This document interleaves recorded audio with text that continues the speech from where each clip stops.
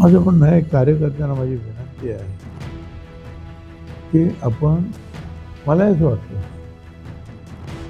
की अजितदादा मुख्यमंत्री व्हायला पाहिजे. मला आताही वाटतं की खंडेकर त्यांना एक ना एक दिवशी महाराष्ट्राच्या मुख्यमंत्री व्हायला पाहिजे. अनेक जण मायावती झाल्या, सुचेता कृपलानी झाल्या, जयललिता झाल्या, ममता दिदी झाल्या, महाराष्ट्रातून इथे राजस्थानमध्ये झाल्या, महाराष्ट्रातून व्हायला पाहिजे. पण तुम्ही त्या पद्धतीने बॅनर गोष्टी लावता, त्यामुळे त्यांचं नुकसान होणार आहे हे लक्षात ठेवा. कारण मग असंच होतं की मग अरे बीजेपीचे लोक म्हणजे तुम्ही आमचं पद घ्यायला लागतं इकडे, तर उगीच काय आज काही वेळ आहे का, पद काही खाली आहे का? त्याच्यामुळे आपण जे जास्त काय म्हणतात निष्ठावंत आहोत ते दाखवण्याचा काय प्रयत्न करण्याची गरज. त्यांना शुभेच्छा आपण देऊया की त्यांच्या हातून चांगलं काम होईल आणि राज्याचं नाही देशाचं नेतृत्व करण्यापर्यंत पुढे जातं. पण हे असं म्हटल्यामुळं जे आहे अनेक पक्षांना उगीच आपण दुखावतो आणि त्याचं नुकसान होतं. ते आमच्या कार्यकर्त्यांनी लक्षात ठेवायला पाहिजे.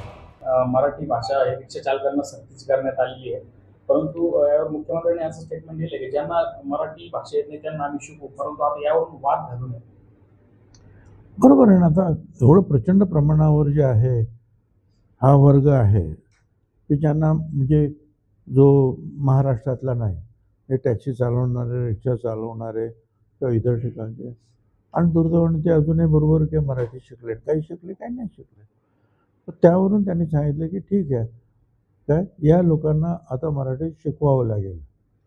काय काय तर काहीतरी एक योजना असतीलच ते.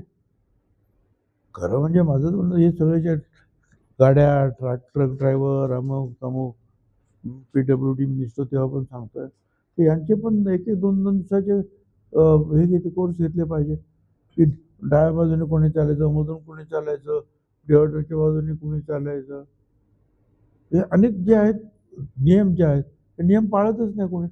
तसंच या बाबतीत सुद्धा जे आहे आवश्यक तेवढं तरी मराठी जे आहे त्यांनी ते शिकलं पाहिजे.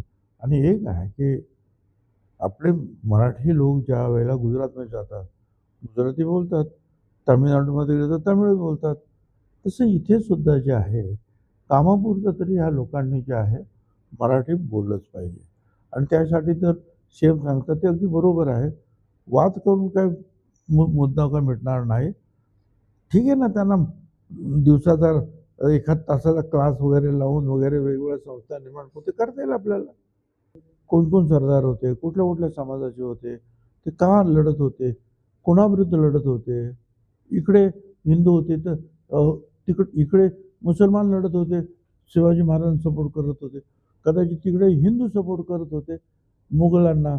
म्हणजे ही लढाई त्यांचं म्हणणं होतं, ही लढाई दोन धर्माची नव्हती, ही लढाई अन्यायाच्या विरुद्ध न्याय मिळवण्यासाठी महाराजांनी शस्त्र हातात धरलेलं होतं.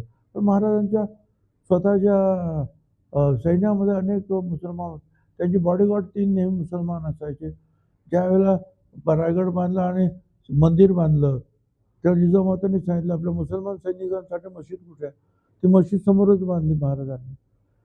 तर ह्याच्या अशा ज्या अनेक गोष्टीवरून त्यांचं म्हणणं आहे की नक्की महाराजांचा हेतू काय होता. आता असं आहे ना, हा अभ्यास करून इतिहासातून त्याचा निषेध करून मांडण्याचा मुद्दा आहे. त्याच्यावर बाकीच्यांनी असं बोलावं आणि दमबाजी करावी, वरवर नुसतं आपलं काहीतरी वाचवून, हे काही बरोबर नाही. आणि त्याचा बरोबर जे आहे एकनाथराव शिंदे यांनी जे आहे किंवा CM साहेबांनी कान टोचले ते बरोबर आहे. जिल्हा हा कायद्याचा बालेकिल्ला म्हणून काही दिवसांपूर्वी प्रचलित झाला. पोलिसांच्या अनेक ऍक्शन झाल्या. आता नाशिक जिल्हा भोंदूबाबांचा बालेकिल्ला म्हणून प्रचलित होतोय. निफाडमध्ये देखील एका महेशगिरीवर कारवाई झाली असल्यावर पोलिसात गुन्हा दाखल झाला. मी असं ऐकले ते तिकडे निफाडचं पण कोणाचं तरी पकडलेलं आहे. तर पोलिसांना चौकशी करू द्या डिटेल. मी पोलिसांना विचारतो नक्की काय आहे ते बघूया. एक दोन लोकांमुळे जे आहे आता नाशिक जे आहे पहिल्यापासून त्यांना आपण मंत्रभूमी म्हणतो. अनेक प्रकारचे जे आहेत इथे कुंभमेळा, वेगवेगळ्या प्रकारचे पार त्र्यंबकेश्वरपासून नाशिक वेगवेगळे आखाडे आहेत. त्याच्यामध्ये वेगवेगळे साधू, संत सगळे हे राहतात. त्याच्यामुळे सगळे काही बदनाम होतात असं मला काही वाटत नाही. हे असे काही नतदृष्ट निघतात काही लोक. ते काय कुठलं ते काय बाबा तो खरा. आता लोकांना वाटतं बाबा ईशान्य काय मंदिर आहे. मंदिर म्हटल्यानंतर जातो माणूस पाया पडा. आम्हाला पण नेतात कुठं लोक.